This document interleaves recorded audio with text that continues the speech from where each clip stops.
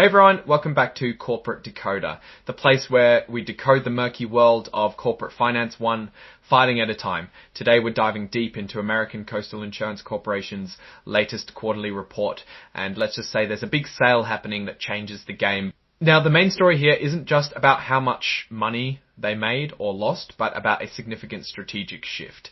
They've sold off a major part of their business, and that changes how we look at their numbers. So buckle up, because this report tells a story of transformation. Alright, so this is an official update, a 10Q filing covering their performance up to June 30th of 2025. It's like a mid-year checkup for the company. American Coastal Insurance Corporation, or ACI as they commonly go by, is your typical property and casualty insurance company mainly focused on Florida.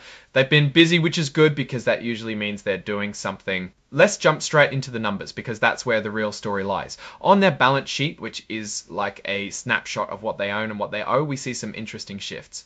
Their total assets grew from about 1.2 billion at the end of last year to over 1.3 billion by mid-2025. That's a decent jump, showing they're growing. But look at the liabilities, what they owe, that also went up from 980 million to over $1 billion. So growth is happening, but they're also taking on more obligations. The real magic is in the stockholders' equity, which is basically the owner's stake in the company. That jumped from 235 million to 292 million. That's a pretty good increase. Over 50 million in just 6 months. This is largely thanks to their earnings, which have been strong. Now let's talk about how they made that money. Their income statement shows us the revenues and expenses.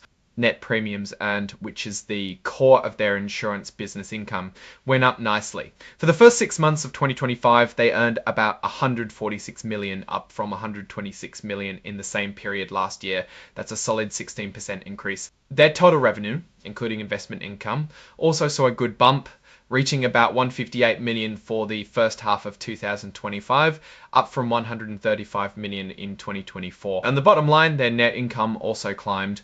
For the first half of 2025, they reported nearly 48 million in net income compared to about 42 million in the first half of 2024. It's a good improvement. Interestingly, they highlight income from continuing operations. This is the money made from the business they plan to keep. That number is also up significantly. But what's really important is this income from discontinued operations. This is tied to a big event. On April 1st, 2025, they sold off a subsidiary called Interborough Insurance Company, or IIC. The sale itself actually resulted in a small loss. This is a major shift, meaning they're sharpening their focus on their core business, which is Florida commercial property insurance. Looking at the equity tables, we see the impact of these earnings. The additional paid-in capital has also seen an increase, meaning they've raised more money or reinvested profits. The number of shares outstanding has also grown, which is typical when a company is issuing new stock, perhaps to fund operations or as part of employee compensation. And their retained earnings, the profits they've kept over time, are looking healthier, moving away from a deficit and towards a positive balance.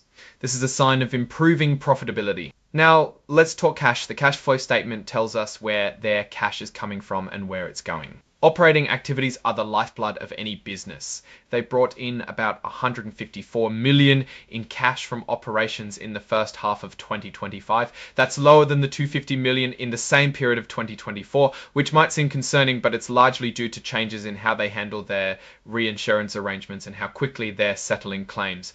It doesn't necessarily mean the business is performing worse, just that the timing of cash movements has changed. Investing activities show they generated about 30 million in cash from investments in the first half of 2025.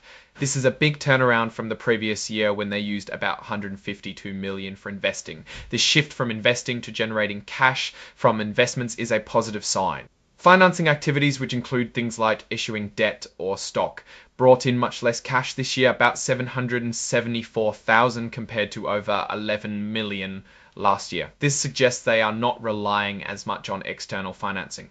Let's look at their investments. They hold a lot of fixed maturity securities like bonds and a smaller portion in equity. Their total investments were around $319 million at the end of June 2025, down from $341 million at the end of 2024. A big chunk of their fixed maturity investments are in US government and agency securities, making up about 15% of their total investments in 2025, down from 28.7% at the end of 2024. This reduction in government securities might be a strategic move to diversify or seek higher yields elsewhere. Their corporate securities portfolio is also significant, valued at about $66 million. They seem to be holding on to these, with the value increasing slightly and making up roughly 9% of their total investments. Reinsurance is a huge part of their business. It's how they protect themselves from massive losses from natural disasters like hurricanes. Their total ceding ratio, which is how much of their premium they pass on to reinsurers, was about 52.6% for the first 3 months of 2025. This is a high ratio, meaning a large portion of their premium goes to reinsurers. This also impacts their policy acquisition costs, which went up quite a bit year over year. A big reason for this is a change in their reinsurance agreements, specifically a decrease in the commission they get back from their reinsurers. This directly hits their bottom line. Their net loss ratio, which measures how much they pay out in claims compared to the premiums they earn, looks pretty good. It decreased from 24.11% in the second quarter of 2024 to 19.8% in the same period of 2025. This indicates they are managing their claims effectively. The underlying combined ratio is a key metric for insurers. It shows how profitable their core underwriting business is. For ASIC, this ratio was about 62.2% for the second quarter of 2025. A figure below 100% generally means they are profitable on their underwriting. This indicates they are running their insurance operations efficiently.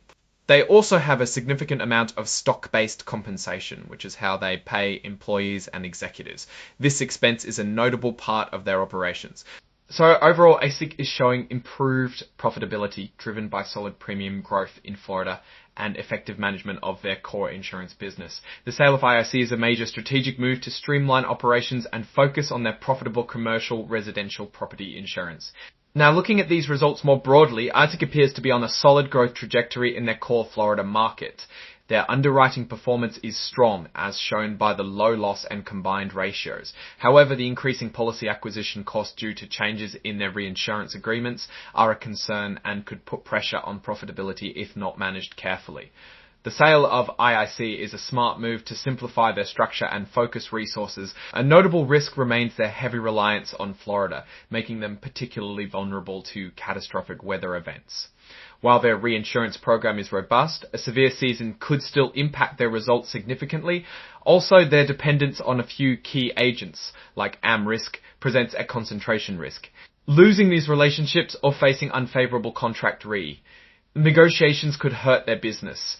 Given these factors, ASIC seems to be navigating the challenging insurance landscape with reasonable success, particularly by divesting non-core assets and focusing on profitable niches.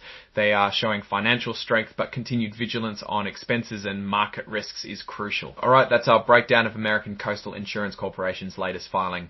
What's your take on these numbers and what they signal for the company's future? Drop your thoughts in the comments. If this analysis was valuable, hitting that like button really helps, and subscribe for more deep dives. Don't forget to check out the Discord in the description for more exclusive content and discussions. Thanks for watching. See you next time.